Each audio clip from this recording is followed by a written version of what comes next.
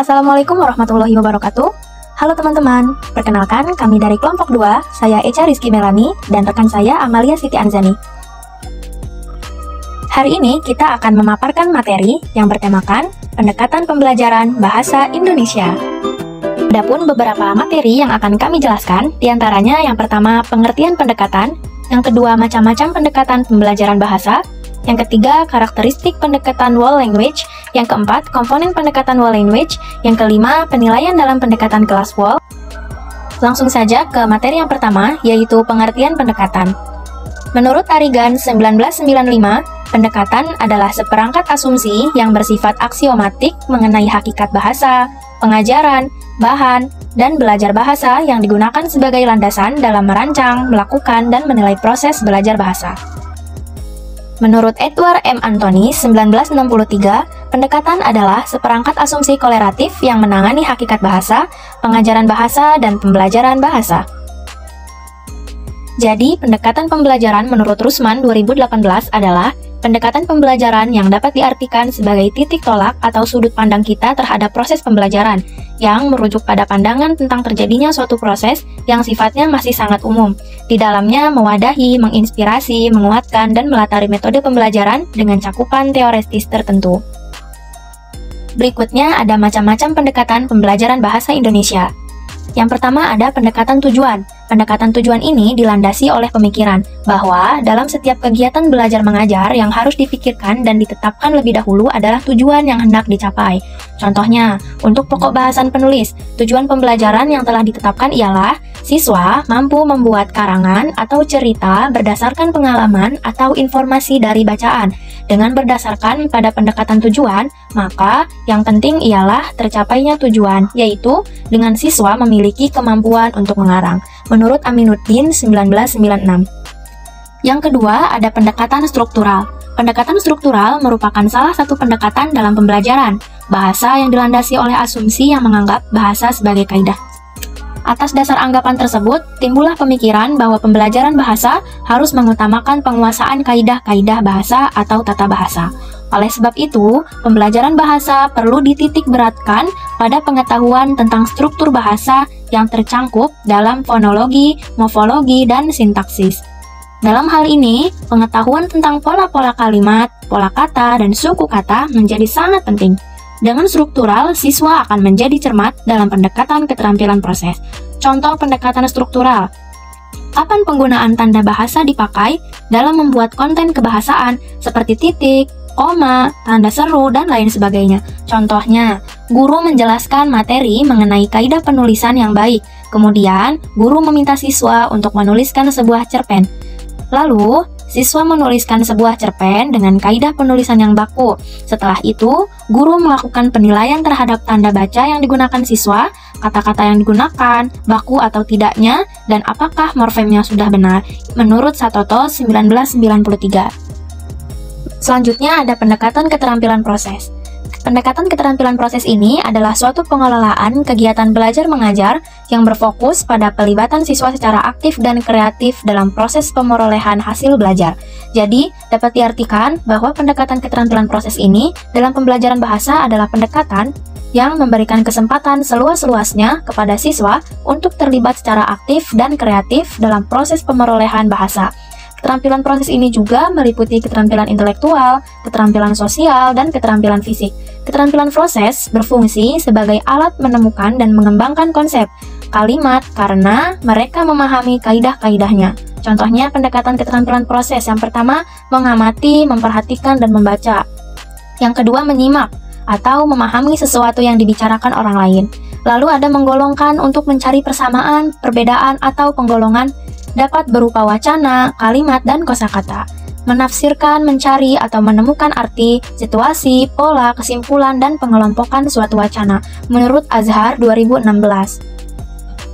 Kemudian ada pendekatan whole language. Whole language adalah satu pendekatan pengajaran bahasa yang menyajikan pengajaran bahasa secara utuh dan tidak terpisah-pisah, menurut Edelsky 1991.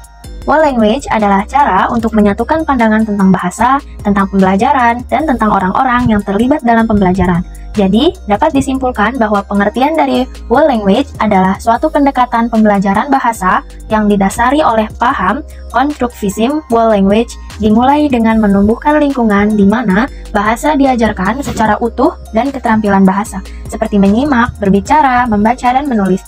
Diajarkan juga secara terpadu, menurut Rothman 1991. Kemudian ada karakteristik whole language. Yang pertama, proses pembelajarannya diwarnai oleh progresifme dan konstruksifme yang menyatakan bahwa siswa membentuk sendiri pengetahuannya melalui peran aktifnya dalam belajar secara utuh, menurut Roberts 1996. Yang kedua, dinyatakan sebagai perangkat wawasan yang mengarahkan kerangka pikir praktisi dalam menentukan bahasa sebagai materi pelajaran, isi, pembelajaran, dan proses pembelajaran, menurut Flores 1991. Kemudian yang ketiga, guru berkewajiban untuk menyediakan lingkungan yang menunjang untuk siswa agar mereka dapat belajar dengan baik. Fungsi guru dalam kelas whole language berubah dari desiminator informasi menjadi fasilitator, menurut Lime dan Hayes 1993. Kemudian yang keempat, menentukan isi pembelajaran dalam perspektif whole language diarahkan oleh konsepsi tentang kebahasaan dan nilai fungsionalnya bagi pembelajar dalam kehidupan sosial masyarakat. Selanjutnya, ada komponen pendekatan whole language. Whole language adalah cara untuk menyatukan pandangan tentang bahasa, tentang pembelajaran, dan tentang orang-orang yang terlibat dalam pembelajaran. Dalam hal ini, orang-orang yang dimaksud adalah siswa dan guru. Whole language dimulai dengan menumbuhkan lingkungan berbahasa yang diajarkan secara utuh, dan keterampilan bahasa diajarkan secara terpadu. Menurut Rothman dan Fosse, dalam Suratinah dan Tugu Prakoso, ada 8 komponen whole language, yaitu 1. Reading aloud atau membaca dengan suara keras. Reading aloud adalah kegiatan membaca yang dilakukan oleh guru dan siswa. Guru dapat menggunakan bacaan yang terdapat dalam buku teks atau buku cerita lainnya, dan membacakannya dengan suara keras serta intonasi yang benar, sehingga setiap siswa dapat mendengarkan dan menikmati ceritanya. Kegiatan ini sangat bermanfaat, terutama jika dilakukan di kelas rendah. Manfaat yang didapat dari reading aloud antara lain: meningkatkan keterampilan menyimak, memperkaya kosakata, membantu meningkatkan membaca pemahaman, dan yang tidak kalah penting adalah menumbuhkan minat baca pada siswa. Yang kedua, ada sustained silent reading atau membaca senyap. Sustained silent reading atau SSR adalah kegiatan membaca dalam hati yang dilakukan oleh siswa. Dalam kegiatan ini, kesempatan untuk memilih sendiri buku atau materi yang akan dibacanya. Pada kegiatan ini, guru memberikan kebebasan kepada siswa untuk memilih bahan bacaan yang sesuai dengan kemampuan mereka sendiri, sehingga mereka dapat menyelesaikan membaca bacaan tersebut. Guru dalam hal ini sedapat mungkin menyediakan bahan bacaan yang menarik dari berbagai buku atau sumber sehingga memungkinkan siswa memilih materi bacaan. Guru dapat memberikan contoh sikap membaca dalam hati yang baik sehingga mereka dapat meningkatkan kemampuan membaca dalam hati untuk waktu yang cukup lama. Yang ketiga, ada journal reading. Salah satu cara yang dipandang cukup efektif untuk meningkatkan keterampilan siswa menulis adalah dengan mengimplementasikan pembelajaran menulis jurnal atau menulis informal. Melalui menulis jurnal, siswa dilatih untuk lancar mencurahkan gagasan dan menceritakan kejadian di sekitarnya tanpa sekaligus memikirkan hal-hal yang bersifat mekanik. Tompkins menyatakan bahwa penekanan pada hal-hal yang bersifat mekanik membuat tulisan mati, karena hal tersebut tidak mengizinkan gagasan siswa tercurah secara alami. Dengan demikian, siswa dapat bebas mencurahkan gagasan tanpa merasa cemas dan tertekan memikirkan mekanik tulisannya. Yang keempat, ada share reading. Komponen whole language yang keempat adalah share reading. Share reading ini adalah kegiatan membaca bersama antara guru dan siswa, serta mereka harus mempunyai buku untuk dibaca bersama. Kegiatan ini dapat dilakukan baik di kelas rendah maupun di kelas tinggi. Ada beberapa cara melakukan kegiatan ini, yaitu 1. Guru membaca dan siswa mengikutinya untuk kelas rendah. Yang kedua, guru membaca dan siswa menyimak sambil melihat bacaan yang tertera pada buku. Dan yang terakhir, siswa membaca bergiliran. Yang kelima, ada guided reading. Komponen whole language yang kelima adalah guided reading. Tidak seperti pada share reading, yaitu guru lebih berperan sebagai model dalam membaca. Dalam guided reading ini, atau disebut juga membaca terbimbing, guru menjadi pengamat dan fasilitator.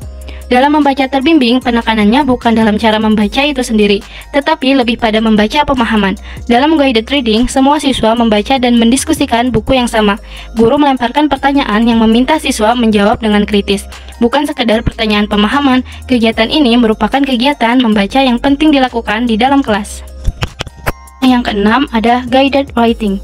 Komponen whole language yang keenam adalah guided writing atau menulis terbimbing. Seperti dalam membaca terbimbing, dalam menulis terbimbing pun, peran guru adalah sebagai fasilitator, membantu siswa menemukan apa yang ingin ditulisnya dan bagaimana menulisnya dengan jelas, sistematis, dan menarik.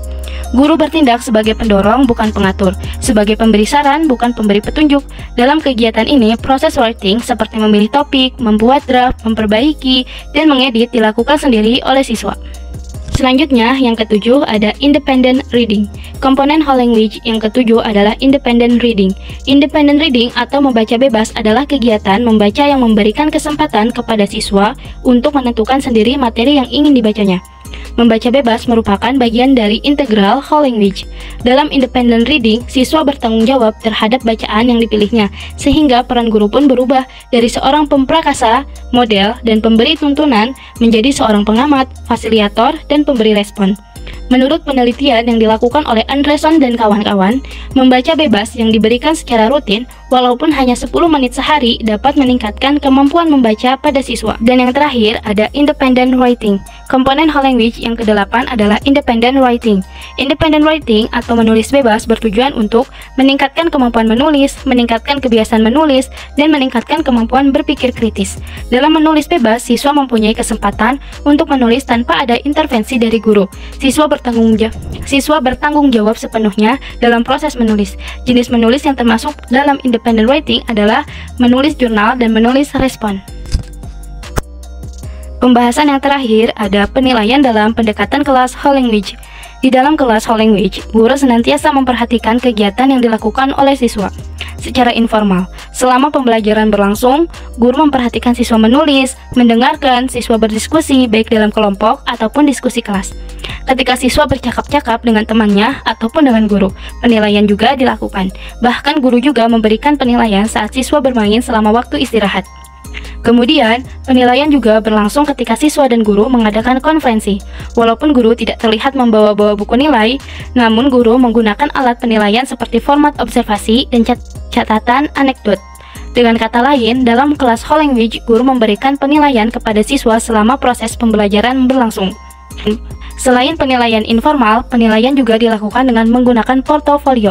Portofolio adalah kumpulan hasil kerja siswa selama kegiatan pembelajaran. Dengan portofolio, perkembangan siswa dapat terlihat secara otentik. Kesimpulan dari materi yang telah kita sampaikan adalah pendekatan pembelajaran adalah sebagai titik tolak atau sudut pandang kita terhadap suatu proses pembelajaran yang di dalamnya mewadahi, menginspirasi, menguatkan, dan melatari metode pembelajaran dengan cakupan teoritis tertentu. Adapun macam-macam pendekatan dalam pembelajaran bahasa Indonesia, yaitu ada pendekatan tujuan, pendekatan struktural, pendekatan keterampilan proses, dan pendekatan whole language.